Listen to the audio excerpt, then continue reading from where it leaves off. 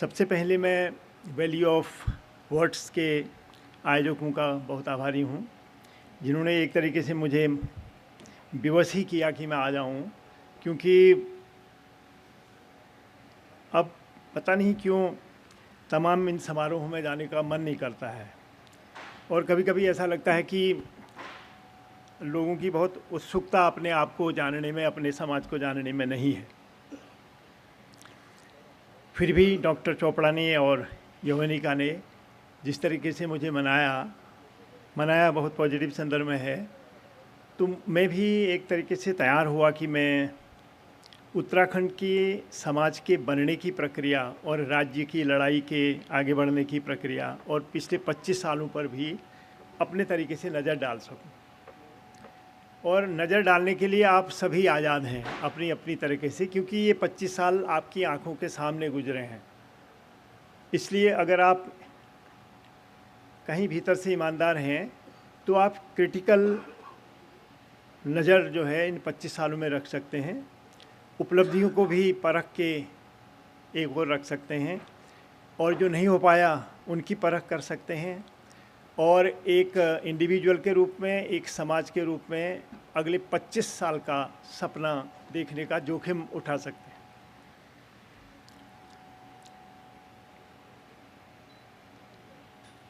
मैं निराश तो नहीं होता हूँ, लेकिन मैं बहुत उत्साहित भी नहीं हो रहा था, जैसे मैंने अभी बताया।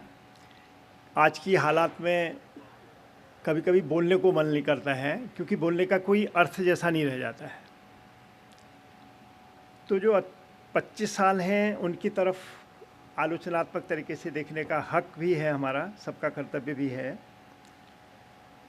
मैं आप सभी को बधाई देना चाहता हूँ, तमाम शहीदों को श्रद्धांजलि देना चाहता हूँ, जिनके संघर्षों से लगभग एक सदी का संघर्ष है राज्य का, और बनने का संघर्ष कम से कम यहाँ के समाज के बनने की जो प्रक्रिया है वो लगभग 3-1 हज़ार साल तक हम इतिहास में उसको ले जा सकते हैं। जब से हमें ताम्र अवशेष मिले हैं, जब से हमें केव्स मिली हैं, जब से हमें सबसे प्रिमिटिव आर्कियोलॉजिकल और न्यूमिस्मेटिक एविडेंसेज मिले हैं,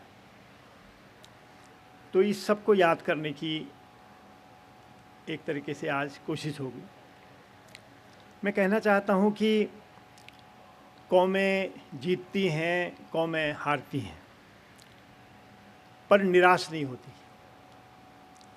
राजनीति बहुत अल्पकालिक तरीके से दुनिया को देखती है और एक छोटा सा दौर अदा करके चली जाती है, लेकिन समाज के बनने की प्रक्रिया ज़्यादा कॉम्प्लेक्स, ज़्यादा जटिल है, और उसमें बहुत सारे तत्व और बहुत सारे फोर्सेस इंक्लूडिंग नेचुरल फोर्सेस अपना रोल अदा करते हैं।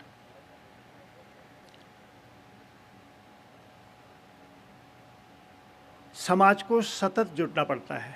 राजनीति की नज़र शायद 5 साल में होती है, कभी कभी 10 साल हो सकता है वो हो जाए, लेकिन समाज की नज़र ज़्यादा दूर होती है, क्योंकि उसको अपने को टिकाना होता है। जो स्थायी भाव है वो समुदाय हैं और समाज है, और राजनीति एक उसका हल्का स्लाइस है, हालांकि वो बहुत डिसाइसिव आज के दौर में हो गया है जनतंत्र के बावजूद। मैं कोशिश करता हूँ कि उत्तराखंड के विगत पर, अतीत पर, वर्तमान पर एक नज़र डाल के आगे के लिए एक सपना देखने की कोशिश करूं। शायद इतनी पारंगतता मुझ में नहीं है कि मैं हर चीज़ को पकड़ सकूं, हर चीज़ को पेश कर सकूं, पर जो हमारे समाज के बनने की प्रक्रिया है, हमारी आर्थिकी के बनने की प्रक्रिया है, हमारे संघर्षों और जन आंदोलनों की कथा है, उसको मैं पेश करना चाहता हूँ। यह मेरी समझदारी है, इसमें आग्रह हो सकते हैं, कम जानकारी हो सकती है, उसके लिए मुझे माफ़ किया जाए, और आपसे आग्रह है कि मुझे उसके लिए आप सुझाव दे सकते हैं, परामर्श दे सकते हैं, ताकि मैं और साफ होने की कोशिश करूं। इस शहर में आके हर बार इसलिए खुशी होती है कि इसकी विरासत भी बहुत बड़ी रही है। मुझे जो पहला दृश्य, अगर मैं भूगर्भ और भूगोल और जंगलों के बनने की प्रक्रिया को छोड़ दूं, तो पहला एविडेंस 7वीं शताब्दी में ह्वेनसांग का मिलता है, when he walked through our foot hills. मेरे ख्याल में वो लगभग 637 का सन रहा होगा। अब उसका अनुवाद अभी चीन की यूनिवर्सिटी ने हिंदी में किया है, पहले वॉटर्स और बील ने उसको अंग्रेजी में अनुवाद किया था, और उसमें बहुत विस्तार से जो है उसने अपने संस्मरण लिखे हैं। ये एक 100% वाइल्डरनेस थी जहाँ से वो गुजरा, और उसको जहाँ अशोक का शिलालेख है उसके बाद उसको एक तरीके से जो अगला पड़ाव मिला वो गंगा द्वार मिला। हरिद्वार शब्द अभी इन्वेंट नहीं हुआ था, ब्राह्मणिज्म अभी पहाड़ों में आया नहीं था, और वो गंगा द्वार कहता है। उसके बाद पहला सेटलमेंट तो उसको मयूर यानी कि मोरध्वज मिला, जब as you walk from Kotdwar, from from from Najibabad to Kotdwar. उसके बाद उसको ढिकुली मिली रामनगर के पास। उसके बाद उसको गोविशाण मिला जिसके अवशेष अभी भी काशीपुर में हैं। वहाँ से वो अहिछत्र में गया। हमारे दोस्त आए हैं सुधीर विद्यार्थी, उनके रुहेलखंड से होता हुआ निकल गया और वो पहुँचा नालंदा। अभी एक एक युवती की, एक लड़की की बहुत ही सुंदर किताब आई है, 10,000 माइल्स विदाउट ए क्लाउड। उसको पढ़ के लगता है कि उसकी यात्रा का पूरा मिजाज क्या था, मर्म क्या था, और उस ज़माने का जो चीन था और उस ज़माने का जो भारत था, उसमें भारत का प्रभुत्व कितना था कि चीन का यात्री सीखने के लिए भारत में आ रहा है। और बहुत साहित्यकार हमारे इस शहर में रहे हैं, शमशेर बहादुर सिंह से लेके ओम प्रकाश वाल्मीकि से होते हुए सुभाष पंत से लेके आप हरजीत तक और हमारे अवधेश कुमार तक, राजेश तक, हमारे साहित्यकारों का सिलसिला है। दर्जनों और लोग हैं जिनके नाम आज गिनाने के लिए मुझे फुर्सत नहीं है। शशि प्रभा शास्त्री भी इस शहर से रहे। बहुत लंबी परंपरा यहाँ के संग्रामियों की है। रासबिहारी बोस से लेके एम.एन. रॉय से लेके आप देखेंगे ब्रजेश गुप्ता, महावीर त्यागी जो सबसे बड़े राष्ट्रीय नेता हमारे देहरादून से होंगे। दर्जनों और नाम हैं जिनका रोल यहाँ रहा। टिहरी मूवमेंट भी यहाँ से एक तरीके से संचालित होता था, और प्रजामंडल का पहला दफ्तर ही देहरादून में एक तरीके से 39 में बना था। सुमन का एक पड़ाव ये होता था, दूसरा पड़ाव टिहरी में होता था। तो संग्रामियों के लिहाज से भी ये बड़ा महत्वपूर्ण शहर रहा। पत्रकारिता के लिहाज से भी देहरादून बड़ा शहर रहा। आप अगर वहाँ से शुरू करें गढ़वाली से, जिसके लगभग 120 साल हो गए हैं, और गढ़वाली के बाद अभय, गढ़वाल समाचार, कॉस्मोपॉलिटन, युगवाणी तक एक लंबा सिलसिला है। और बहुत इसके बीच में दर्जनों और नाम हैं जिनको अभी मैं बताने की स्थिति में नहीं हूँ समयाभाव से। और बहुत सारे संग्रामी के अलावा ये शहर अंग्रेज़ों के आने के बाद सबसे बड़ा कॉलोनियल क्रिएटिविटी का सेंटर बना। सबसे बड़े साइंसदान यहाँ आए। ऑल इंडिया इंस्टीट्यूशन आज भी 30+ हमारे यहाँ हैं, और उस ज़माने में भी बहुत थे। और प्रकृति ने हमको एक ऐसी जलवायु दी आउटर हिमालय और शिवालिक्स के बीच में, जो एक अद्भुत किस्म का पर्यावरण और एक वातावरण रचती थी, जो सबको अपने लिए बहुत उचित और बहुत एक तरीके से रचनात्मक और बहुत उपजाऊ जिसको कहते हैं वो लगा होगा। इस तरीके से ये शहर विकसित हुआ। इस शहर से दर्जनों माउंटेनियर निकले। दून स्कूल की बहुत बड़ी परंपरा रही। मार्टिन से लेके गुरदयाल सिंह से लेके हर्ष, बहुगुणा, नंदू, ज्वाल, ये सब लोग इसी शहर से निकले हैं। इसी तरीके से बहुत सारे और नाम हैं, जैसे कोटली का नाम यहाँ से जुड़ेगा। जैसे आप देखेंगे कि FRI के साइंटिस्ट यहाँ आएंगे, और बहुत संस्थाएं। सर्वे ऑफ इंडिया का एक केंद्र रहा। जॉर्ज एवरेस्ट, नैनसिंग रावत, किशन सिंह रावत, सबका ताल्लुक ये सर्वे ऑफ इंडिया से यहाँ रहा। और बहुत लंबा सिलसिला है। अगर मैं और आगे कहूँ तो कैप्टन यंग से लेके जो देहरादून से मसूरी को चढ़ा, विल्सन जो अपने हर्सिल से मसूरी आके देहरादून आया, ऐसे तमाम फिरंग भी यहाँ आए जिन्होंने यहाँ योगदान दिया। अगर आप मसूरी को देहरादून का एक तरीके से एक्सटेंशन मानते हैं या विस्तार मानते हैं, तो हमारे बहुत सारे रचनाकार हमें मसूरी ने भी दिए, जिनमें आप उनको बहुत अच्छे तरीके से जानते हैं, जिन लोगों ने बहुत बड़ा योगदान हमारे साहित्य को दिया। देहरादून में आप फोटोकारों को भी याद करने का ये मौका है। हमारे यहाँ दीवान सिंह कुमैया, शिवानंद नौटियाल और ब्रह्मदेव जैसे फोटोग्राफर भी हो। देहरादून के इन पूर्वजों को याद करने के बाद मैं आगे बढ़ता हूँ। पिछले लगभग 3000 साल से ज़्यादा के दौर में अलग अलग जगहों से, अलग अलग दिशाओं से अलग अलग मानव समुदाय, रक्त समूह, भाषा समूह यहाँ आए। एक लंबी कहानी है जिसको समझना चाहिए कि जिससे हमारा समाज बना। कोल आ रहे हैं सबसे पहले, जो निग्रोइड ग्रुप के लोग थे। फिर खस आ रहे हैं जो एक तरीके से कॉकेशियस पीपुल थे। एक तरीके से जो इंडो यूरोपियन लैंग्वेजेस का सिलसिला है, उनके आने और बनने से यहाँ बना, पूरे हिमालय में आए। फिर जो आपके मंगोलॉइड से हैं, जिनके लिए किरात शब्द का इस्तेमाल हमारे यहाँ होता है, वो उत्तर की तरफ से, तिब्बत की तरफ से उनका आगमन होता है। फिर बहुत सारे और जनजातियाँ दाएं बाएं, नॉर्थ साउथ, ईस्ट वेस्ट से आनी शुरू हुई।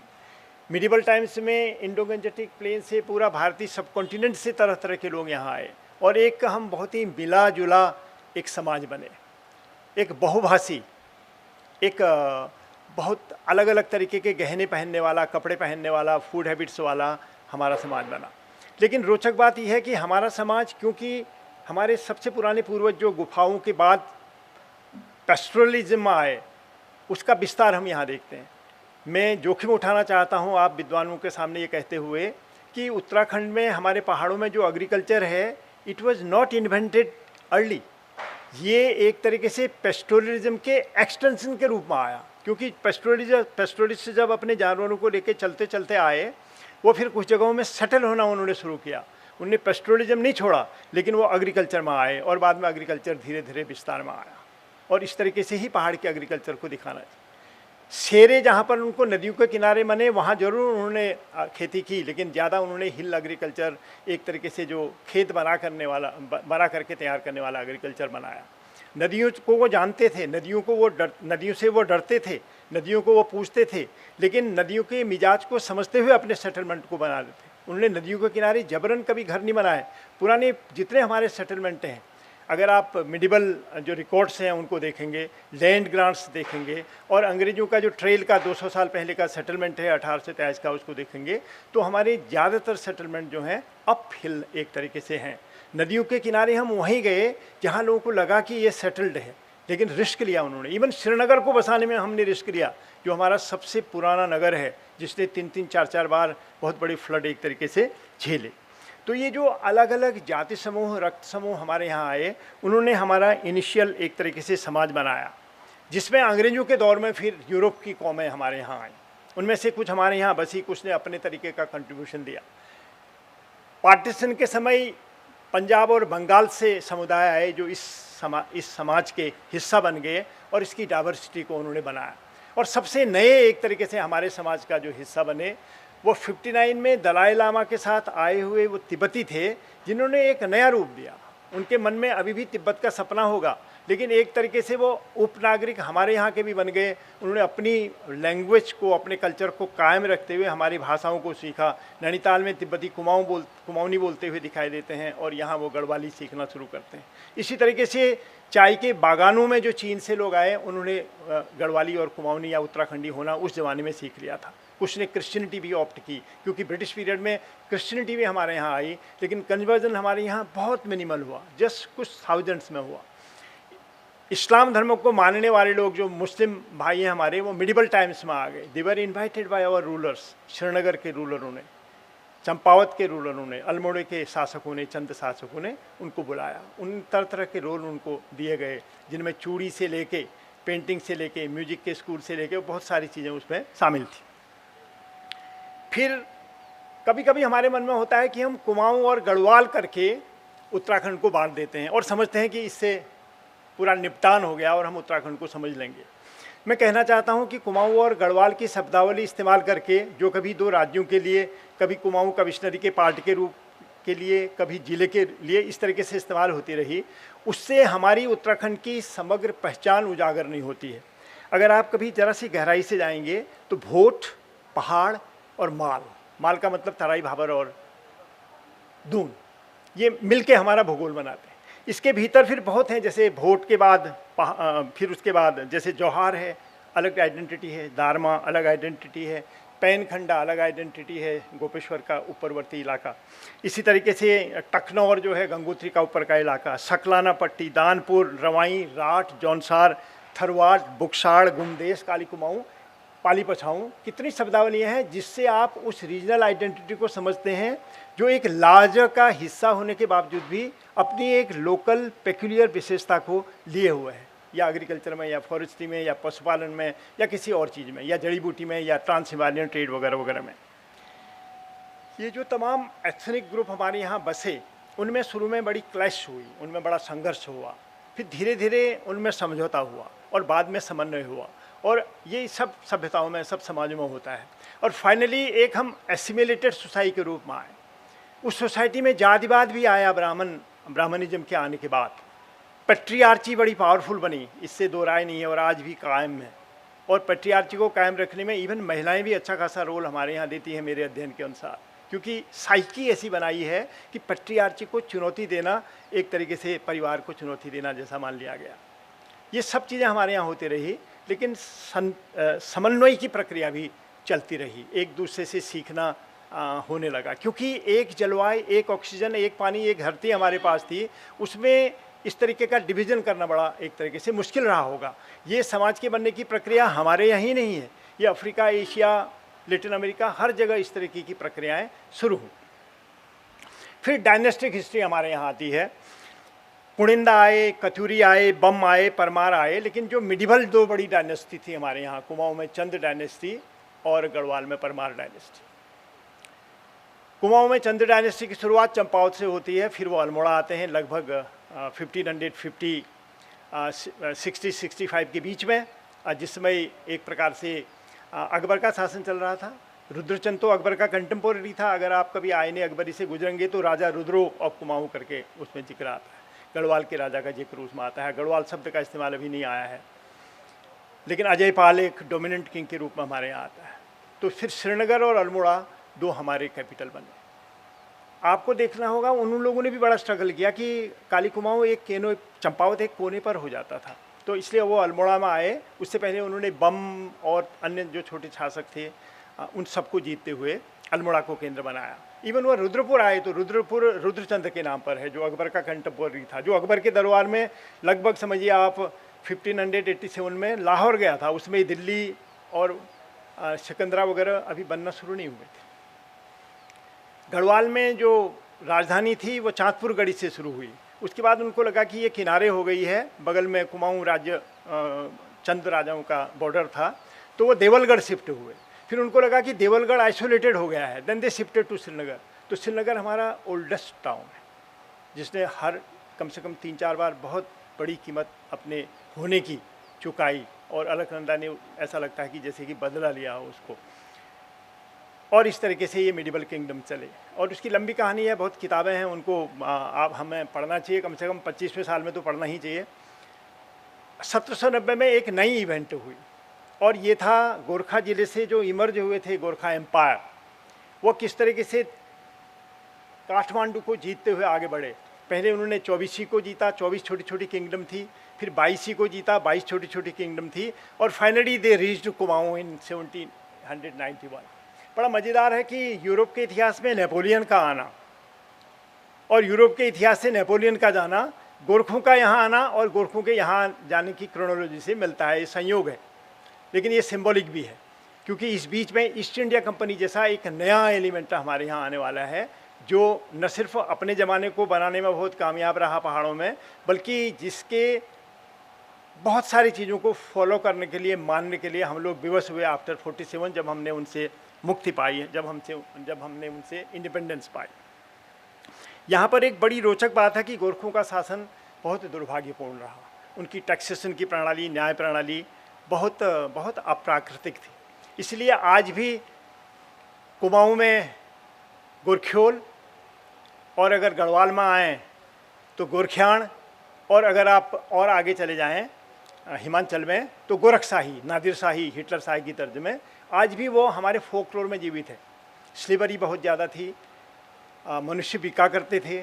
हमारे हरिद्वार में मंडी थी, रुद्रपुर में मंडी थी, और काशीपुर में मंडी थी, जहाँ आदमी की कीमत लगभग 20-30 रुपया थी, और घोड़ा जो है 40 रुपये में बिकता था, ऊँट लगभग 75 रुपये में, हाथी 125 रुपये में। ये बड़ी पूरा रिकॉर्ड उपलब्ध है। प्रीमिटिव रिकॉर्ड में अंग्रेजों की एक विशेषता की दाद देनी चाहिए कि जो भी उन्होंने सुकर्म और कुकर्म किए वो सब वो रिकॉर्ड छोड़ गए हैं उन्होंने। They never destroyed their records as we have the tradition of destroying our own family records. पिता के मरते ही उसकी लाठी, उसकी डायरी, उसकी जन्म कुंडली सब जला देते।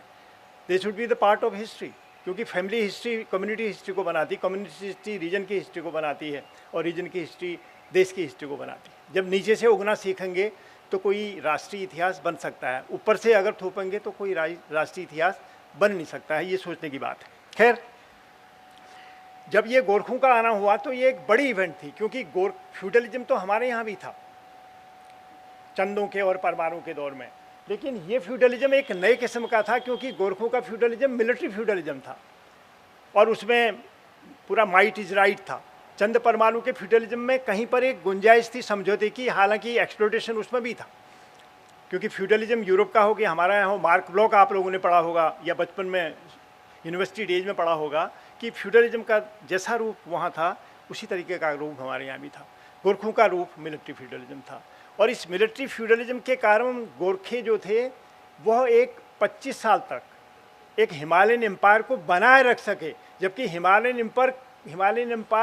एम्पायर की हमारा भूगोल इजाज़त नहीं देता है। ये दो बड़ी अप्राकृतिक घटनाएं हुई, गोरखों के एम्पायर और डोगराज का एम्पायर। डोगराज का एम्पायर जम्मू से कश्मीर लद्दाख जाते हुए एकदम से जो पूरा चांगथांग है उससे होते हुए वो कैलाश मानसरोवर तक पहुँचे, और फाइनली जोरावर सिंह लॉस्ट, और गोरखे जो थे फाइनली वो अंग्रेजों के सामने आए। अंग्रेजों का आगमन एक बड़ा रोचक पहलू है, क्योंकि नेपोलियन के इमरजेंस ने ईस्ट इंडिया कंपनी को नंबर 2 पर आने को विवश किया, क्योंकि यूरोप में इंग्लैंड नंबर 2 पर आ गया। दक्षिण भारत में हमारा फ्रेंच के साथ बहुत बड़ी लड़ाई चल रही थी। जो हमारे सर्वेयर थे वो लड़ाई लड़ रहे थे तो दूसरी ओर नक्शे बना रहे थे। Great trigonometrical survey of India की प्रोसेस पूरी चल रही थी, उत्तर को आ रहे थे। लैम्पटन मद्रास में काम कर रहा था, हिंगन घाट में वो सर्वे करते हुए मरा। 2 सर्वेयरों की ऐसी कहानी है who lost their lives while they were surveying India. यहाँ पर एक और रोचक बात है, लेकिन समय इतना कम है हमारे पास और हमें फिर उत्तराखंड के और इश्यूज को आना है, कि एक छोटे से टाइनी कंट्री से जो यूरोप से व्यापार करने के लिए हमारे यहाँ ईस्ट इंडिया कंपनी आई थी, उसको भारत के भूगोल को देखने के बाद पहली बार उनके मन में भारतीय एम्पायर का सपना जगा। और आप देखेंगे कि 1757 की प्लासी की लड़ाई के बाद जो पहला इंस्टीट्यूशन उन्होंने बनाया, it was not a factory, it was not a writers building, it was survey of India. 1767 पहला काम उन्होंने सर्वे ऑफ इंडिया को बनाया, जिसके बहुत बड़े एक्सटेंशन का सौभाग्य हमारे इस शहर को, हमारे मसूरी को मिला। और उस सर्वे ऑफ इंडिया में हमारे अपने लोगों ने, पंडित्स ने और बहुत सारे लोगों ने बहुत बड़ी भूमिका, बहुत ऐतिहासिक भूमिका निभाई। और नैन सिंह रावत अकेला है जिसका रॉयल ज्योग्राफिकल सोसाइटी के ऑनर बोर्ड में, he is the only non British whose name is still standing there. He was awarded CIE, he was awarded Paris geographical association building, लंबी कहानी है। तो सर्वे ऑफ इंडिया के बाद विस्तार हुआ, तो जब सर्वे ऑफ इंडिया का ग्रेट ट्रिग्नोमेट्रिकल सर्वे बनते बनते नॉर्थ इंडिया की ओर आया तो हिमालय तक पहुंच गया। यानी कि आज से 200 साल पहले आपका देहरादून सबसे पहले जिसने वाइब्रेंट तरीके से आबाद किया, that was the office of survey of India, जहां हम लोगों ने नैन सिंह रावत की किताब कुछ साल पहले रिलीज की थी। वो फौजी दफ्तर था, उसमें सिविलियन से वर्जित थे, और सर्वेइंग पार्टली जो है वो स्पाइंग भी थी, क्योंकि तिब्बत में आप अपनी आइडेंटिटी बता के जा नहीं सकते थे। तो इस दौर में और आगे बढ़ते बढ़ते जो है बहुत सारी चीज़ें हुई अंग्रेजी के दौर में, क्योंकि कॉलोनियलिज्म की अपनी विशेषताएं थी, इंपीरियलिज्म की। दोहन और शोषण उसका मुख्य एक तरीके से आधार था। और लेकिन उस दौर में शिक्षा आई, उस दौर में नए इंस्टीट्यूशन आए, उस ज़माने में क्रिश्चियनिटी आई, बैकपाइप आया, हारमोनियम आई, अंग्रेजी भाषा आई, चर्च आया, रेल आई, जंगलात का व्यवस्था आया। कितनी सारी चीज़ें हैं और बहुत रोचक हैं, वो कभी उन पर और विस्तार से बात हो सकती है। How opening of Himalaya happened and how it impacted the life in the Himalaya. मैं ये कहना चाहता हूँ कि 2000 साल में जितना हिमालय नहीं बदला या उत्तराखंड नहीं बदला, वो 200 साल में पूरा बदल गया। बल्कि 200 साल भी नहीं, 135 ईयर्स, 132 साल का हमारे यहाँ शासन रहा, उसमें पूरा उत्तराखंड बदल गया। और उत्तराखंड में जो भी आधारभूत चीज़ें, ज़मीन की और जंगल की और माइन की और लॉज की, लॉज में बड़ा उन्होंने समझौता किया। They started Uttarakhand as non regulated province, गैर आयनी प्रांत। वो उन्होंने यहाँ के कस्टमरी लॉ को सम्मान दिया। आपने अगर 100 साल पहले छपी हुई खस फैमिली लॉ LD जोशी की पढ़ी होगी, आपको आश्चर्य होगा कि एक ऐसा समाज था खसों का जिसमें विधवा विवाह वर्जित नहीं था। अगर आपके हस्बैंड आपसे बच्चा पैदा नहीं कर पा रहे हैं तो you are free to sleep with another gentleman for your progeny. ये 1930 की थीसिस है, लंदन यूनिवर्सिटी की LLD की डिग्री थी उनकी। खस फैमिली लॉ करके बहुत मशहूर किताब है। तो किस तरीके का हमारा समाज रहा होगा। तो उन्होंने देखा कि यहाँ खसों के अलग कस्टमरी हैं, ब्राह्मणों की अलग कस्टमरी है, रीजन वाइज अलग कस्टमरी है, भोटिया लोगों में अलग कस्टमरी है, थारू बोक्साज में अलग है, जौनसार भाबर में आपके पॉलीएंड्री थी तो उनकी अलग कस्टमरी है, तो उन्होंने उसको रिस्पेक्ट दी।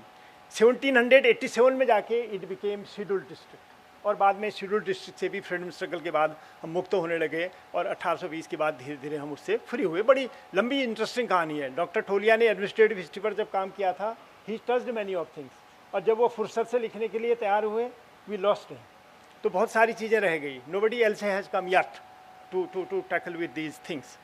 तो फिलहाल सिगौली की संधि 1815 में हुई। उन्होंने गोरखा शासन की कमजोरियों का लाभ उठाते हुए उत्तराखंड के लोगों का सहयोग लेके गोरखों को हराया। बड़ी मज़ेदार बात है कि गोरखा हारे, लेकिन एक्चुअली वी लॉस्ट। स्लेव हम हो, हमारी नई गुलामी शुरू हुई, ये समझने की बात है। ये ठीक है कि अंग्रेजी राज के बहुत सारे पॉजिटिव एस्पेक्ट हो सकते हैं जो फ्यूडल दौर में नहीं होते, टिहरी में नहीं हो पाए, क्योंकि टिहरी फ्यूडल दौर तो 1949 तक चला।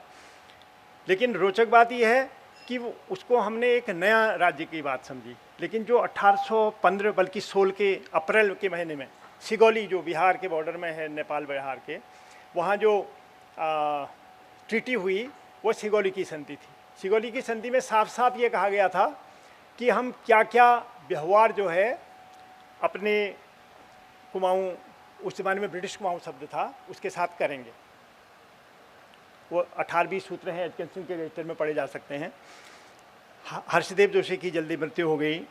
Trail became the actual first commissioner of Kumaon, और ट्रेल ने अपने तरीके से इसका प्रबंधन शुरू किया। एक मज़ेदार बात है कि जो most of the officers they were from Scotland, and they had some love, some emotional kind of affair with the mountain people. उनका ब्रिटिश से ज़रा एक अच्छा उनका बनता नहीं था, अपने रीजनल जो सब रीजनल जो उनके संबंध थे वो गड़बड़ थे। तो हमारे जो 2 कमिश्नर थे, बोथ वेर स्कॉटिश। पहला George William trail, who ruled here for 20 years, और फिर उसके बाद हेनरी रामजे, जिसका लगभग 50 साल का दौर रहा। 1841 में ही बिकेम कैप्टन था उसमें, वो he was appointed as deputy collector of Almora, और फिर 56 में वो he became commissioner, continue till 1885। उसने क्या नहीं किया। कोटद्वार, हल्द्वानी और टनकपुर बसाने से लेके, नहरें बनाने से लेके, रेल उसके ज़माने में आई, नैनीताल में सबसे बड़ा लैंडस्लाइड उसके ज़माने में आया, और he was the rescue officer. 3 बार वो पलट गया नैनीताल के लेक के कीचड़ में, और उसको निकाला गया घसीट करके, but he was working there. वो पहला था जिसने चाय के बागानों का विस्तार यहाँ किया। उसने पिलग्रिमेज की रूट को आगे बढ़ाया, तिब्बत ट्रेड को एक्सटेंड किया। उसके ज़माने में हमारे फूट हिल्स में रेल आई। भारत में रेल आने के 40 साल के भीतर we have trains at Haldwani, Kathgodam, Ramnagar, Kotdwar, Dehradun. ये अपने आप में आश्चर्य की बात है। उससे आगे रोड जाने में बहुत 25-30 साल लग गए, लेकिन ट्रेन हमारे यहाँ आ गई। ट्रेन सिर्फ हमारे उद्धार के लिए नहीं आई थी। ट्रेन के पीछे कॉलोनियल रूल का बहुत बड़ा स्वार्थ था कि how to get Himalayan resources, metals, minerals, later on after coming of railways, forests, Indo Tibet trade. तो जो अगर संक्षेप में कहा जाए, 1815 के नेपाल वॉर से लेके 1903 में लासा में यंग हस्बैंड के द्वारा अटैक होने तक, कर्जन, लॉर्ड कर्जन के ज़माने में, ये जो 100 साल है, उसमें आप देखते हैं कि इसी बीच ईस्ट इंडिया कंपनी का अंत हो गया, और उसके बाद हर मैजेस्टीज रूल यहाँ शुरू हो गया। और ये तो एक और मज़ेदार बात हुई वो देखने की है। 1803 में Lord Curzon was walking in वो hills, a special road was built for him. उसको पढ़ेंगे, उसके जर्नल को, तो बड़ा मज़ा आएगा। I am away from office, away from ये क्या बोलते हैं, टेलीफोन्स एंड तार और फलां फलां, he talks about the wildness और दैट। वो सड़क अभी भी हमारे यहाँ मौजूद है। लेकिन मैं जब सोचता हूँ कि उसने और ज़्यादा डिटेल, लोगों ने अपना बेगार के विरोध में एक मेमोरेंडम भी दिया कि हमारे यहाँ फोर्स अनपेड लेबर है, इसको एबोलिश करिए, हमारे फॉरेस्ट लाइट दिए जा रहे हैं। वहाँ का डिप्टी कलेक्टर नाराज़ हो गया। शेरिंग उसमें डिप्टी कलेक्टर था, who wrote a very fine book on Tibet and Himalaya. तो मेरे मन में ये बात आती है कि कर्जन जब यहाँ घूम रहा था, उसके मन में 2 ही चक्कर चल रहे थे, एक बंगाल का विभाजन और एक attack on Lhasa, which they did in 1904, 3-4 and 5 partition of Bengal. उसके बाद कर्जन का युग समाप्त हो गया। लेकिन हमारे यहाँ कर्जन के युग के दौर में एक चीज़ प्रकट हुई कि प्रेस हमारे यहाँ बड़ी हो गई थी। 1870-68 के आसपास हमारे यहाँ प्रेस शुरू हो गई थी, हमारे यहाँ स्कूल शुरू हो गए थे।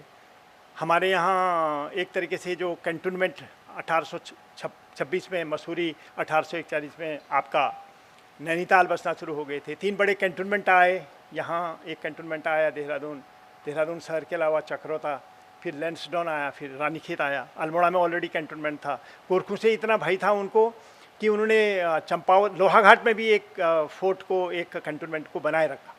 सबसे रोचक बात यह है, देहरादून इसका विटनेस है, जहाँ जनरल मारा गया नेपालियों के द्वारा और जहाँ नेपालियों का एक हीरो, उसका भी स्मारक है। यहाँ डबल स्मारक है, आपने देखा होगा देहरादून में सहस्त्रधारा रोड में या किस रोड में है वो, नीचे एक स्मारक है, ऊपर एक हिल में एक स्मारक है। पहले उन्होंने वहाँ मलाऊ का जो फोर्ट था, आपका जो आप जब फूट हिल से शिमला को जाते हैं तो बीच में जहाँ मोहन मिकीन है, उस जगह का नाम क्या है, सोलन के ऊपर वो फोर्ट था जहाँ Gorkhas lost first, they lost फिर दिया, लेकिन यहाँ उन्होंने एक जनरल को मार दिया। हालांकि गोरखा वॉर जीत लिया अंग्रेजों ने, ईस्ट इंडिया कंपनी ने। ईस्ट इंडिया कंपनी गोरखों के मार्शियल प्रतिभा से इतनी प्रभावित हुई कि they decided to make the army of Gorkhas. तो फर्स्ट गोरखा रेजिमेंट, जो बाद में नासिरी बटालियन करी गई, हमारे पलटन के जनरल्स यहाँ होंगे तो वो और करेक्ट करेंगे, तो उन्होंने नासिरी पलटन जो बनी वो फर्स्ट किंग जॉर्ज, बाद में उसको किंग जॉर्ज सोन गोरखा राइफल कहा गया, दैट वाज एस्टेब्लिश्ड इन 1816। वहाँ से फौज में भर्ती का इतिहास चला, जिसने हमारे यहाँ पूरे माइग्रेशन की हिस्ट्री शुरू की, जो इंटरेस्टिंग है, जिसने मनी ऑर्डर इकोनॉमी शुरू की। बड़ी रोचक बात है कि 200 साल बाद, 150 साल बाद जब हम अस्कोट अराकोट की यात्रा कर रहे थे 1994 की, तो एक आदमी ने कहा, गुरु आप मनी ऑर्डर इकोनॉमी कहाँ छू, आप तो रनी ऑर्डर इकोनॉमी हो गई। तो मैं बड़ा वो उसकी म्यूजिक, उसका जो लिरिक्स था उसको सुन के मैं बड़ा गदगद हुआ। मेरा मन ज़रा समझाइए इसको। उसने कहा कि उस समय तो सिपाही बन के जाते थे तो रिटायर होकर गाँव में आते थे, तो मनी ऑर्डर इकोनॉमी वर्कड, क्योंकि मनी ऑर्डर घर में आता था। इसके रिकॉर्ड हैं कि लैंसडाउन इलाके में कितने मनी ऑर्डर आए, पिथौरागढ़ जिले में कितने मनी ऑर्डर गए। वर्ल्ड वॉर फर्स्ट सेकेंड में उन्होंने मेमोरियल्स भी बनाए हर जगह। लेकिन ये रनी ऑर्डर किसी, उन्होंने कहा कि अब ये हो गया कि अगली पीढ़ी में कोई कैप्टन बन गया, अगली पीढ़ी में मेजर बन गया, बाद की पीढ़ी में जनरल बन गया। आज हमारे उत्तराखंड से लगभग 30+ जनरल्स हैं इंडियन आर्मी में, नेवी, और उसमें भी बहुत बड़े वो हैं। तो उन्होंने कहा कि अब बड़े हो गए हम, तो अब हमारी हैसियत ये हो गई है कि हम हल्द्वानी में, दिल्ली में, लखनऊ में, वहाँ जमीन कर, अब रनी ऑर्डर आ गया। अब बच्चे कहते हैं कि कम डाउन डैडी, मतलब माता पिता हो, आ जाओ नीचे, अब हमारे यहाँ रहो, अब गांव में जाना है। इस तरीके से जो आउट माइग्रेशन है वो एक तरीके से रीजन को छोड़ने के रूप में एक तरीके से प्रकट हुआ। तो अब मेरा अगर कैलकुलेशन सही माने जाए, जब तक इसको कोई इकोनॉमिस्ट चुनौती नहीं देता है, तब तक ये माना जाएगा कि पिछले लगभग 140-50 सालों में उत्तराखंड से तकरीबन 60 लाख लोग उत्तराखंड से बाहर गए। अब you can found them in any province of India और in any continent country of the world. Silicon Valley में आपको 10 ऐसे लोग मिलेंगे जो उत्तराखंडी ओरिजिन के हैं, जिनका वहाँ उद्योग है। You know better this. एक बार हमारे एक साथी अलास्का में गए तो पता चला कि कोई शर्मा जी हैं गढ़वाल के, वो अलास्का की जो ऑयल लाइन है उसके इंचार्ज थे और डीएसपी कॉलेज में पढ़े हुए थे। वो कह रहे हैं मैं देखा रह गया, और शाम को कुछ खिलाने के लिए, पहाड़ी खाना खिलाने के लिए अपने घर ले गए। तो कहाँ कहाँ नहीं पहुँचे, क्योंकि आउट माइग्रेशन ने एक बड़ी चमक हमारे समाज को दी। लेकिन आउट माइग्रेशन ने हिंटरलैंड में एक अंधेरा भी पैदा किया, ये देखने की बात है।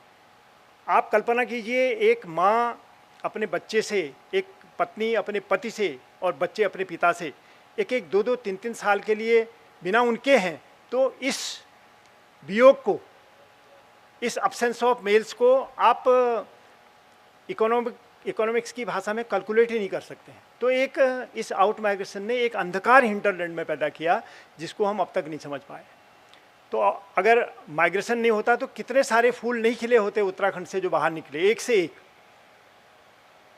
लेकिन हिंटरलैंड में जो अंधकार पैदा हुआ वो कभी हम लोगों ने प्रॉपर्ली स्टडी नहीं किया। उसके बहुत तरीके के परिणाम निकले। पूरा बोझ माँ पर चला गया, पूरा बोझ महिलाओं पर चला गया। बच्चे भी देखने हैं, जानवर भी देखने हैं, ऐपण भी देखने हैं, गीत भी देखने हैं, लोक देवता भी देखने हैं, सास ससुर को भी देखना है, रिश्तेदारी भी नहीं मानी, मनी ऑर्डर का इंतजार भी करना है।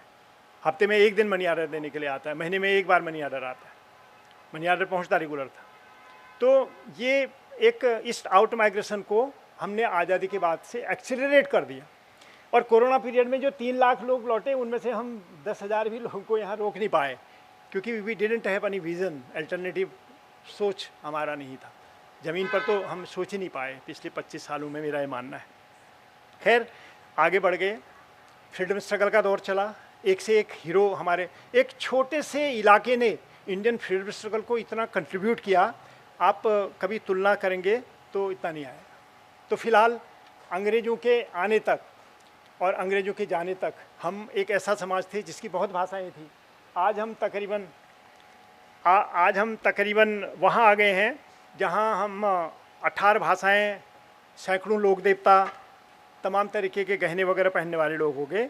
फिलहाल राज्य की अवधारणा शुरू हो गई, ट्रीटी स्टेट के कारण राज्य की अवधारणा बनी। ये 1900 के आसपास ये बात बनने लगी कि कैसे हम आगे करेंगे। समय कम है लेकिन मैं अब जल्दी जल्दी करता हूँ, मैंने ज़्यादा समय यहाँ खर्च कर दिया। 1928 में जब साइमन कमीशन आया तो हमारे लोगों ने, जो फ्रीडम फाइटर्स नहीं थे लेकिन लर्नेड लोग थे, उन्होंने अपना एक सबमिशन दिया।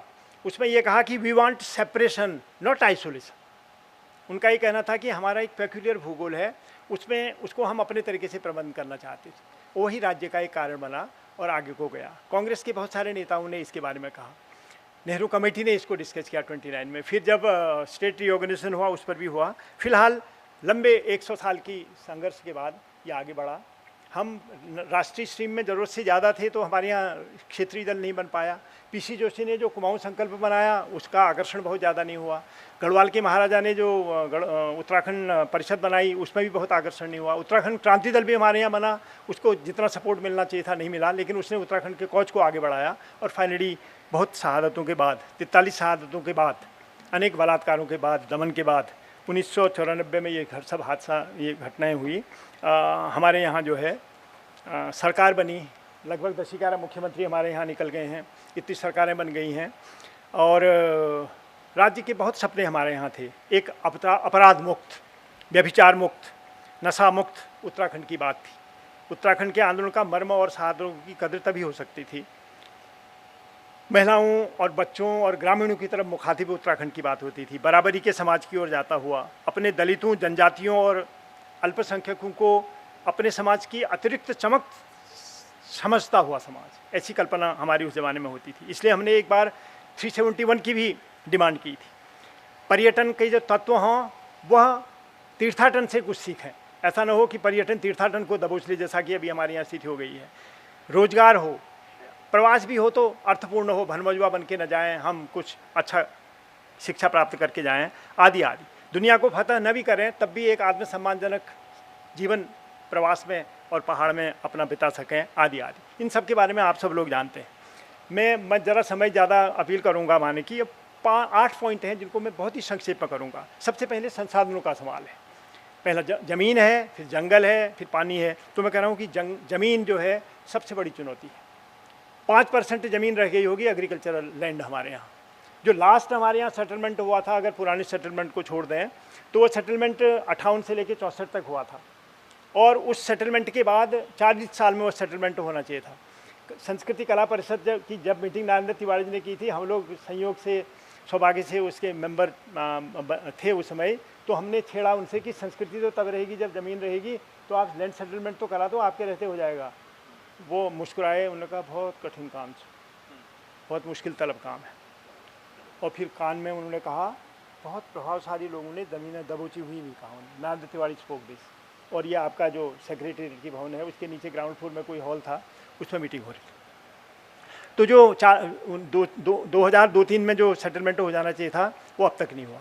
तो 60 सालों में कितनी एग्रीकल्चरल ज़मीन has gone to non agricultural purposes, we don't know, our state don't know, our agricultural department don't.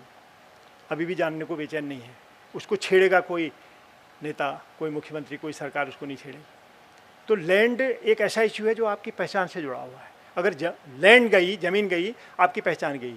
Flat में आप सिर्फ कठमाली हो सकते हैं, कठकुमाऊँ हो सकते हैं, आप ट्रू माउंटेन मैन या उत्तराखंडी नहीं हो सकते। ये समझने की बात है, अगर समझना चाहे कोई तो।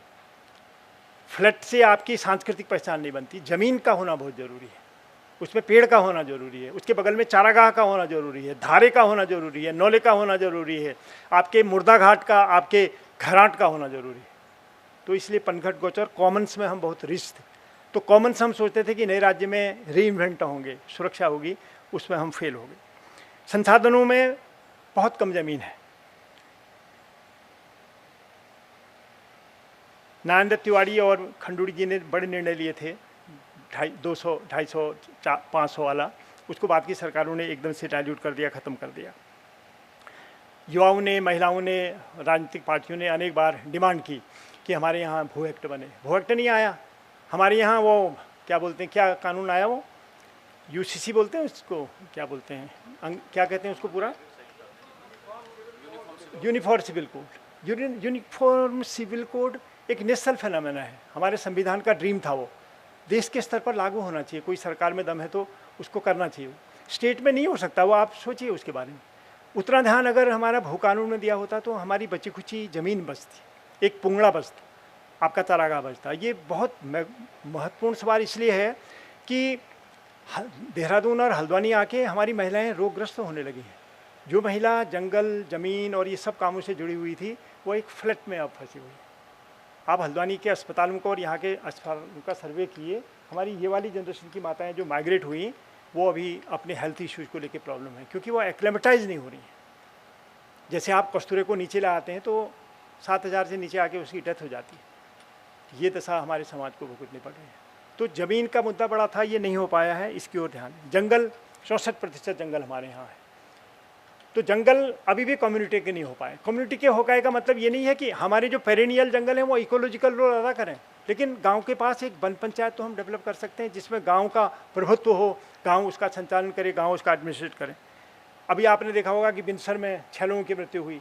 आपने 2 साल पहले दो साल नहीं, करीबन 15 साल पहले 2009 में डडवाड़ा आपके पौड़ी जिले में 8 लोगों की मृत्यु हुई हमारे सामने। रिजर्व जंगल से आग गांव के जंगल में आई, आग बुझाते हुए सब ठीक हो गया, फिर जबर हवा चली और 8 लोग उसमें मारे गए।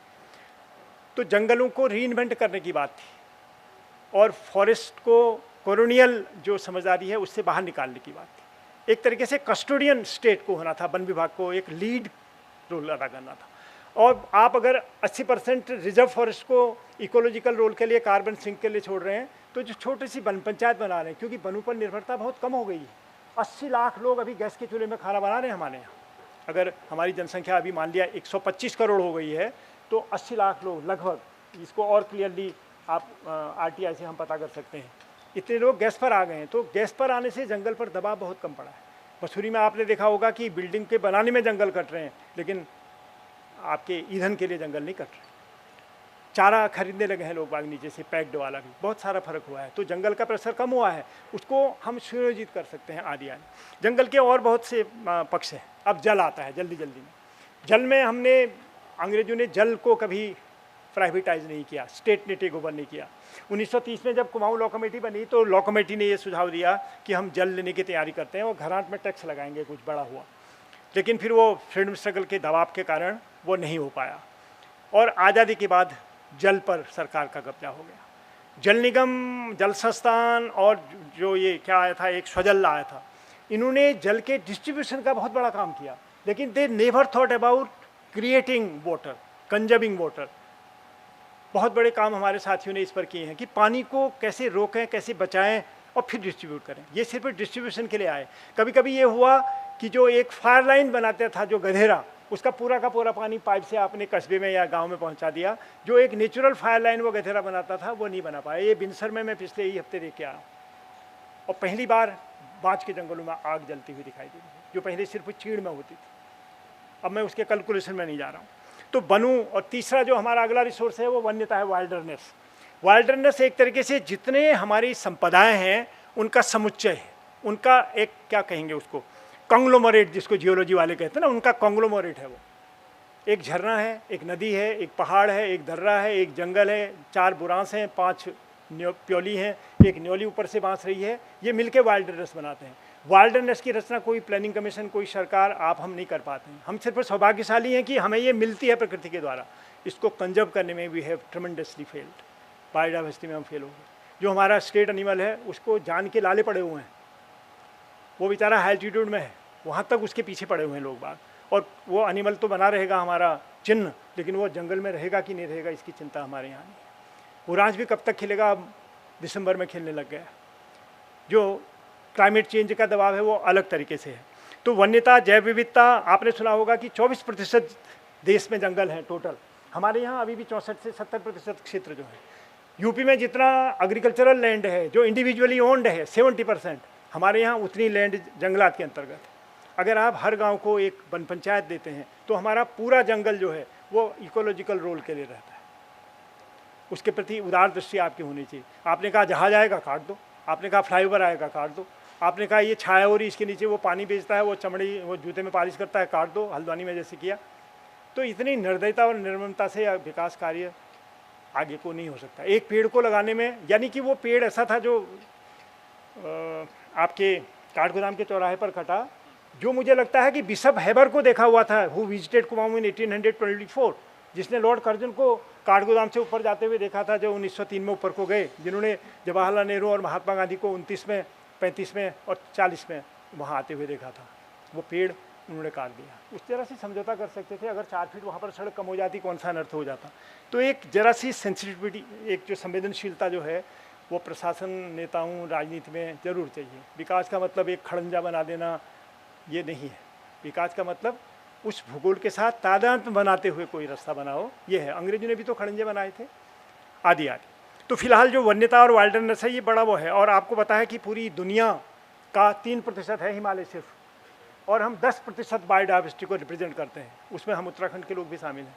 हमारी स्थिति लद्दाख से और हिमाचल से बिल्कुल भिन्न है। हम बायोडाइवर्सिटी में रिच है। जंगल के बाद में एकदम मनुष्यों में, जानवरों को छोड़ के मैं आपदा में आता हूँ।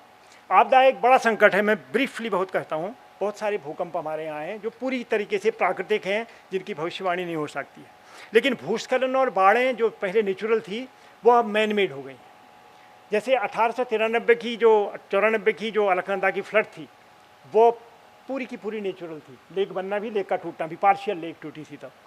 लेकिन 1970 की अलकनंदा बाढ़ में जब गोना लेक टूटी, इट बिकेम मैन मेड, क्योंकि जंगल के कटने के कारण उसमें कंट्रीब्यूशन हुआ, जिस पर बाकायदा जो जंगल के इलाके होते हैं उनका पूरा अध्ययन करके चंडी प्रसाद भट्ट ने अपने लेख में उसको उजागर किया था। उसी समय हेमचंद्र बघुणा ने उसको माना था, बाकायदा कमेटी बिठाई थी चिपको आंदोलन को लेकर।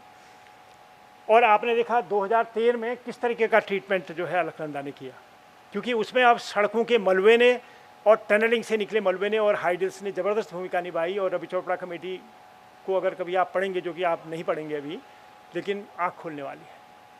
हमारे समाज में ये भी है कि आँखों का इस्तेमाल हम नहीं करते हैं, और आँखों के ऊपर जो दिमाग है उसका इस्तेमाल हम आजकल, ये जो मेरे जेब में भी है वो टेलीफोन, इसमें बिता देते हैं।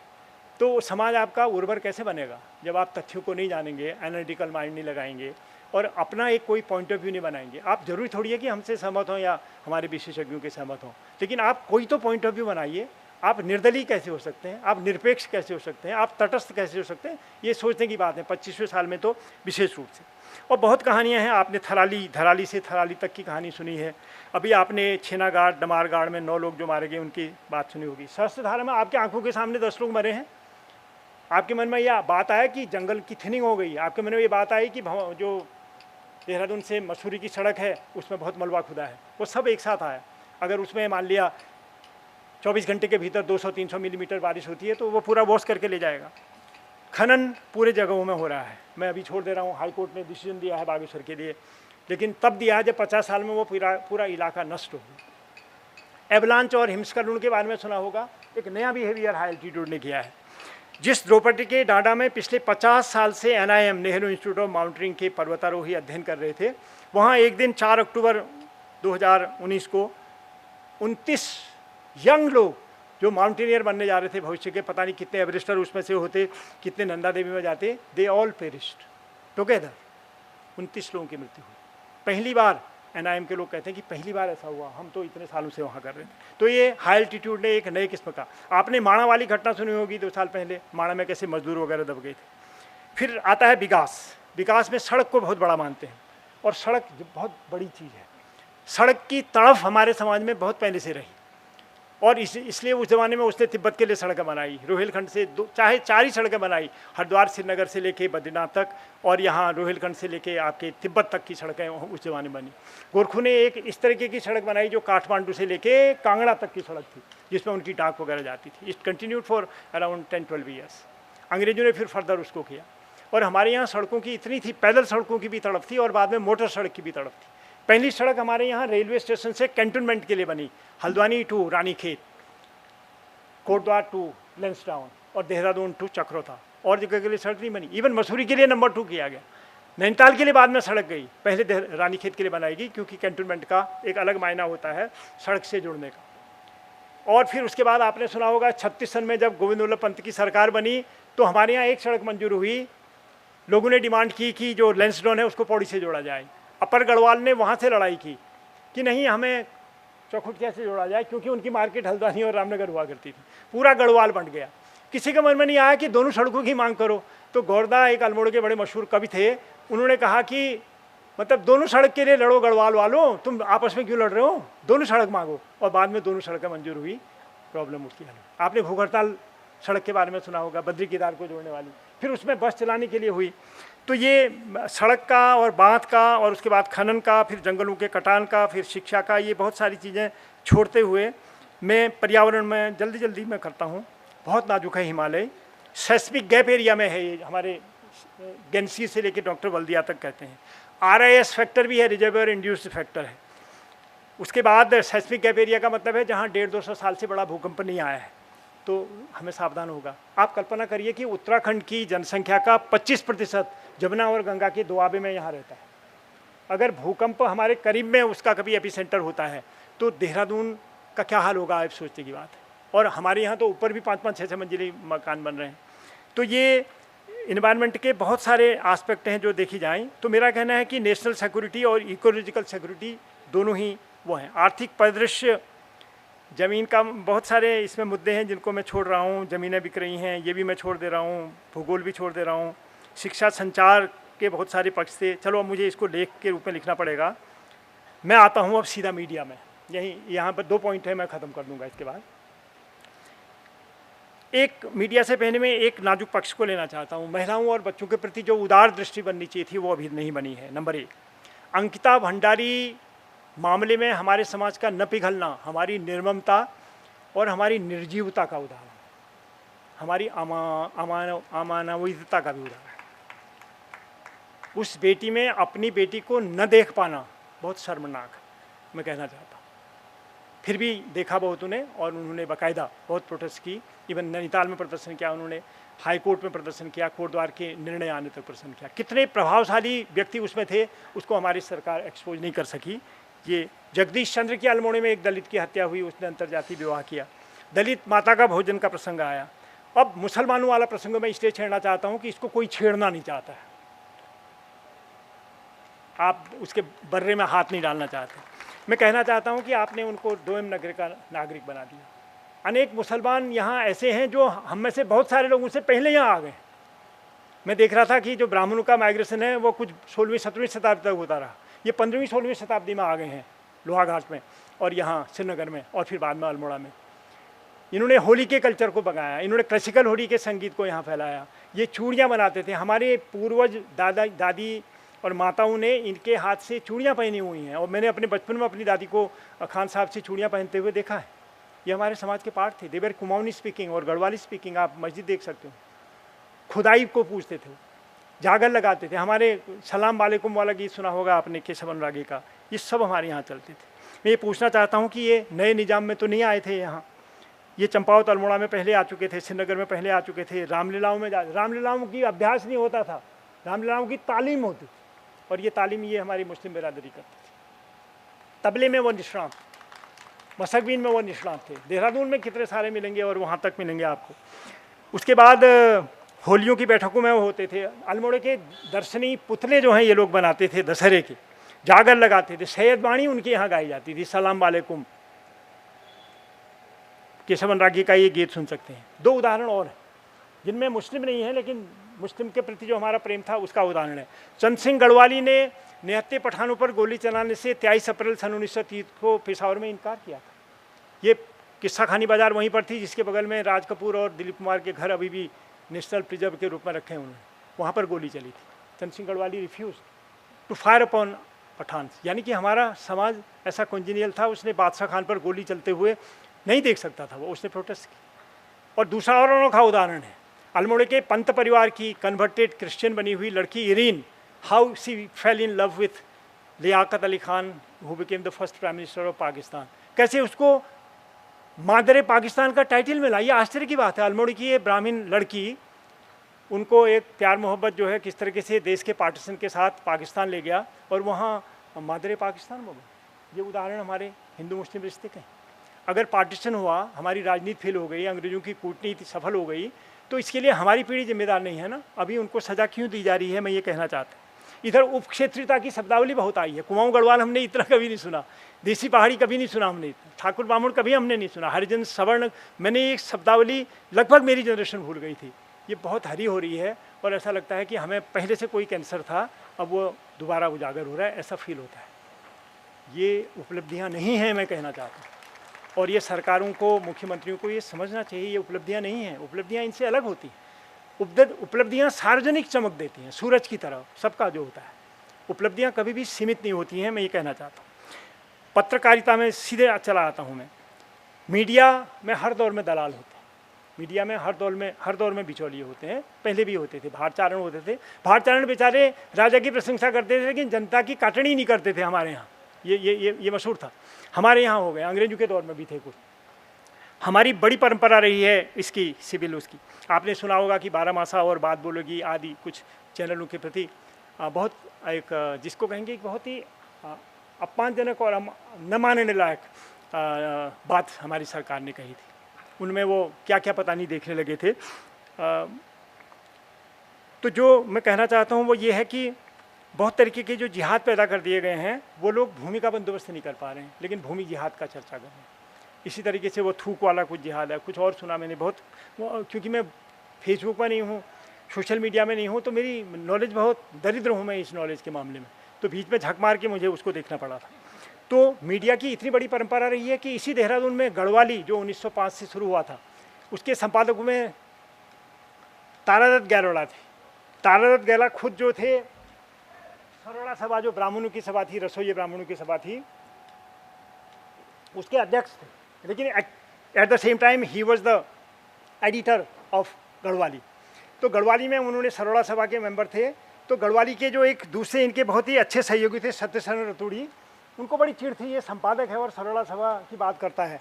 तो उसने एक एडिटोरियल लिखा, एडिटेड बाय तारादत्त गैरोला। उनका डिप्टी एडिटर लिख रहा है, सरोला सर के दादुर की टट्टर, यानी कि सरोलाओं का जो तालाब है उसमें जो भिकाना यानी कि मेढक है, उसकी टट्टर शीर्षक से ही रोट एडिटोरियल। और तारादत्त गैरोला पब्लिश्ड इट। 1912 की बात है। ऐसी टॉलरेंस देख सकते हैं आप, आज देख सकते हैं ऐसा छुआ उन्होंने, ऐसी हमारे यहाँ। शक्ति का हर संपादक जेल गया, मोहन जोशी, बद्रीदत्त पांडे, मनोहर पंत, देवीदत्त पंत हुड़किया वकील, सुमित्रानंद पंत के बड़े भाई, all arrested and taken to jail. एक और उदाहरण देना चाहता हूँ। 1930 में रवाई कांड जब आया, आखिरी में चले गए हैं, रवाई कांड आया तो Vishnuvardhan Chandolawat jail for 2 years, Jawaharlal Nehru के साथ यहाँ वो जेल में रहे। तो इतनी बड़ी परंपरा के हम वारिस हैं। विष्णुदत्त उनियाल नैनीताल में पर्वती के संपादक थे, वो बहुत खरा खरा लिखते थे गोविंदवल्लभ पंत के खिलाफ। गोविंदवल्लभ पंत को शिकायत हुई, जैसे पॉलिटिशियन करते हैं, यहाँ भी करते होंगे। तो गोविंदवल्लभ पंत ने कहा कि ये चौथा स्तंभ है और हम संविधान के तहत हैं, पुराना राज्य नहीं है। उसके क्या वो विष्णुदत्त उनियाल के एडिटोरियल का महत्व मानना पड़ा होगा। सूचना विभाग ने पूरा पेस्ट करके उनको भेजा, ये मांगता है। पूरी इंक्वायरी कराई और चोर पकड़ में आ गए, लकड़ी का ही मामला था। तो ऐसी परंपरा में आप हमारे नौजवानों में जो कुछ ही आवाज़ें बची हुई हैं, उनको भी नहीं सुनना चाहते हैं, उनको बदनाम करना चाहते हैं। मैं उसका एक तरीके से दर्ज अपनी आपत्ति करना चाहता हूँ। कुछ नाकामियाँ रहीं, जैसे उत्तराखंड के हत्यारों को, आंदोलन के दौर के हत्यारों को नोटिस में न लाना, FRDC का खत्म करना। FRDC का खत्म होना उत्तराखंड में बहुत दुर्भाग्य की बात है। ख़त्म की ओर में आ रहा हूँ। अंकिता भंडारी वाला मैं बोल चुका हूँ। दीक्षित कमेटी में राजधानी को टालना, अगले बहुत सारे ऐसे मुद्दे हैं मैं जिनको छोड़ दे रहा हूँ। अंत में मैं कहना चाहता हूँ कि 25वें साल में हमें सोचना होगा कि जन आंदोलन ही किसी सरकार को औकात में रखे। जन आंदोलनों का दबाव रहेगा तो सरकार सही निर्णय करेगी। आखिर इलेक्टेड सरकार है, इलेक्टेड सरकार का प्रतिनिधित्व तो सबके साथ होना चाहिए। और 25 साल पूरे होने के बाद आगे के लिए संवेदना और तर्क से अपने बात को आगे ले जाते समय मैं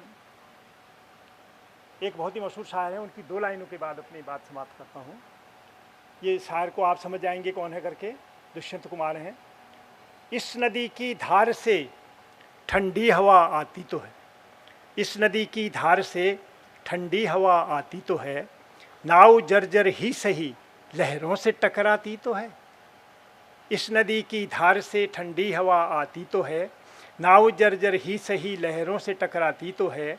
एक चिंगारी कहीं से ढूंढ लाओ दोस्तों, एक चिंगारी कहीं से ढूंढ लाओ दोस्तों, इस दिए में तेल से भीगी हुई बाती तो है, इस दिए में तेल से भीगी हुई बाती तो है, नाव जर्जर ही सही लहरों से टकराती तो है। आप सबका धन्यवाद।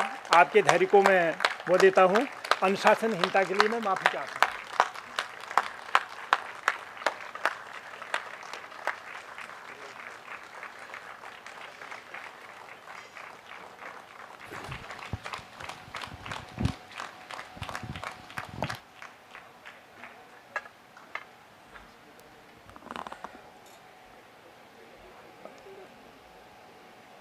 Professor Shekhar Pathak kept us mesmerized for 70 minutes.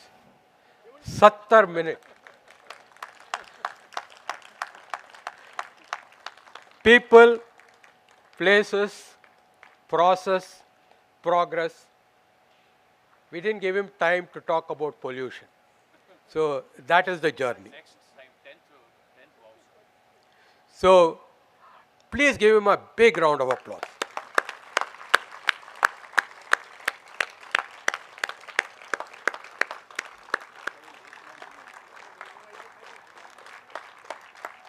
Indeed.